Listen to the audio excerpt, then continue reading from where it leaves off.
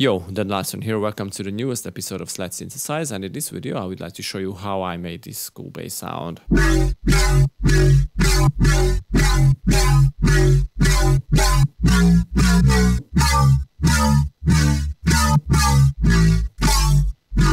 Monstery robotic kind of bass sound for dubstep, or even I believe it will be cool for the drum and bass too, new role. So I use FM8, as you can see here. It's a pretty simple patch. As you can see, I use only two operators. I have F1.355 square on ratio 1. I modulated it with what is this, operator E, with a triangle on ratio 4, and I applied this envelope. You know, I try to avoid that high metallic sound only on the start of the sound.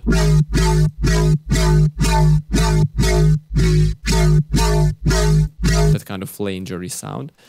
So all these stuff go into the saturator tab, and of course, like always, I use a bandpass filter, and I also apply this envelope for the bandpass filter to make the sound move. Without that, it's pretty dumb. So with some fast movement, it gives some nice little articulation to the sound. I also use an effect here on phaser, but it doesn't do too much. And what is important here, we have this easy morph tab on the timbre page, or timbre tab. What this is, I don't know really. So what I did here is I tweak the harmonic and the brightness knob. This is a cool sound also if you are into that metallic bass sound. And this knob here is a cool little guy here, because you can apply different timbres on the sound based on the hardness you push the key down. So this is the velocity knob which works here. So the higher you push it up, the bigger the sound will change.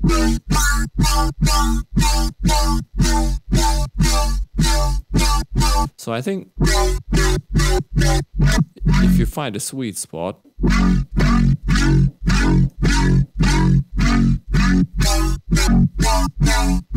this 11 is cool.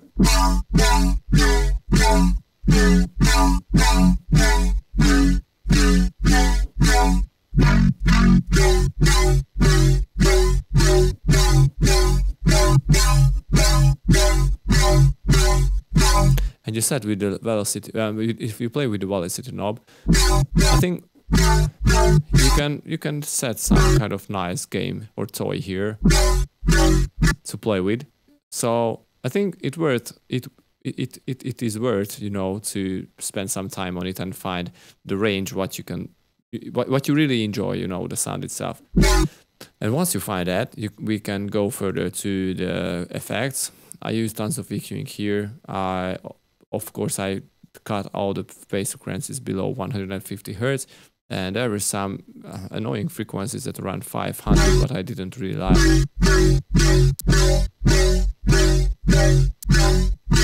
Yeah, it's definitely more monstery. So this was all here. So what it is, like always, I don't need to show them. They all use the basic settings here. Nothing really changed. And it is important to here, there is another cut on the basses on the subs, but this guy here at around 3000 Hz, it makes some huge difference, because there are some paper distortion frequencies. I really don't like it, but you can hear it now.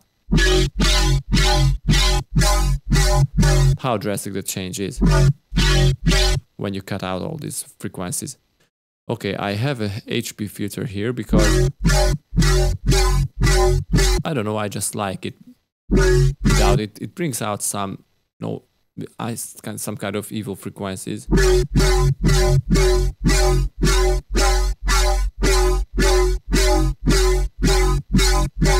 Plus, it's always good to be sure, you know, to cut all the lows, because we are using here a different instrument for the sub only.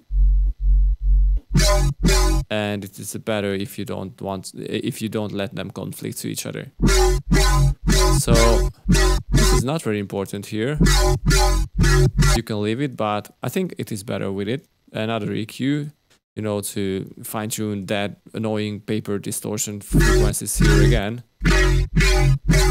and some push on the highs because I love highs and everybody loves highs.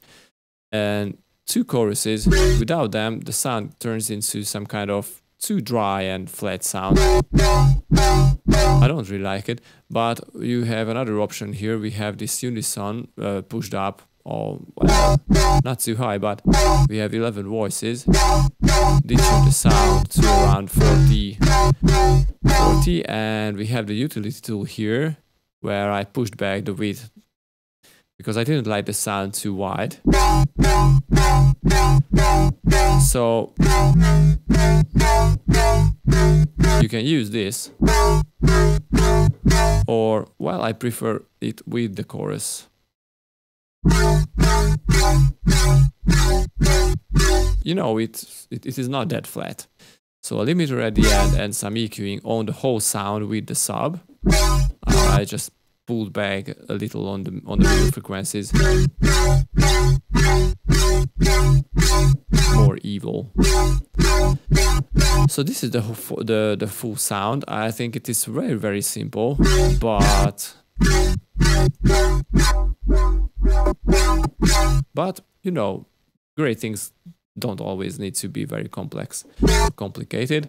So this was it for today. I hope you enjoyed today's Synthesize Sunday episode, and if you enjoyed it, please drop a like, share my videos, comment. I love reading your comments, and see you next time, guys. Bye bye.